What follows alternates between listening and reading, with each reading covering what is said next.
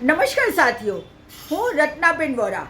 હવે 11 દિવસ, ફક્ત 11 દિવસ રહી ગયા છે ગુજરાતની સ્થાનિક સ્વરાજની ચૂંટણીઓ યોજવા માટેના.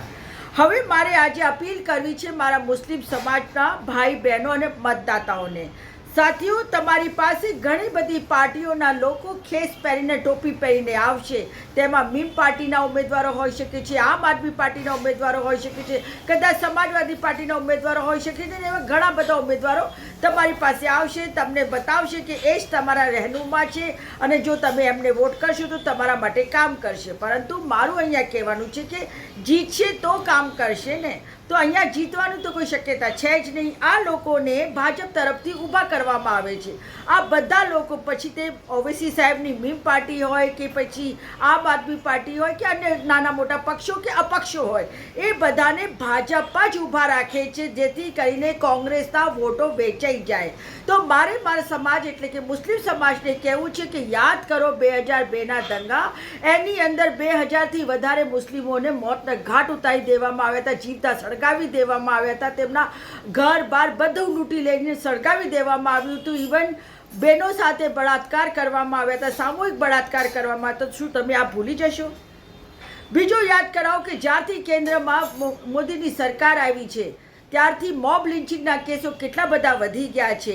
આ 2015માં મોહમ્મદ અખલાક દાદરી યુપીના એક વ્યક્તિને મોબ લિન્ચિંગથી મારી નાખવામાં આવ્યો.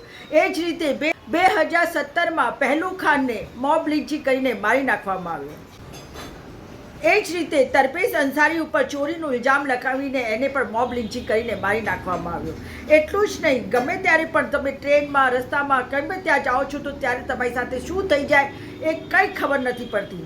મહારાષ્ટ્રથી એક ટ્રેન આવતી હતી, એમાં એક મુસ્લિમ બુઝુર્ગ વ્યક્તિને અમુક ગુંડા તત્વો કે જે ભાજપ અને આરએસએસની વિચારધારાવાળા હતા, તેઓએ લાફાઓ મારીને એ વૃદ્ધનું અપમાન કર્યું, ગાળો આપી અને એની સાથે ખૂબ જ અભદ્ર વ્યવહાર કર્યો.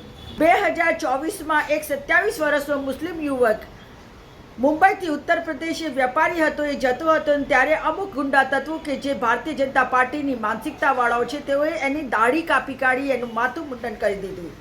અને એની એટલું જ નહીં, હવે તો મુસ્લિમ સમાજને ખુલ્લામાં નમાઝ પઢવાની પણ ઇજાજત નથી.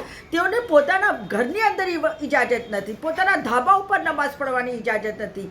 પહેલાં મુસ્લિમ સમાજના લોકો આરામથી ટ્રેનમાં, બસ સ્ટેન્ડમાં, સ્ટેશન ઉપર, મોલમાં, ગમે ત્યાં નમાઝ ભણી શકતા હતા. પરંતુ હવે એ આઝાદી પણ આ ભાજપના લોકોએ એમનાથી છીનવી લીધી છે. તો શું તમે આ ભાજપના લોકો કે ભાજપના મળતિયાઓને વોટ કરશો? અને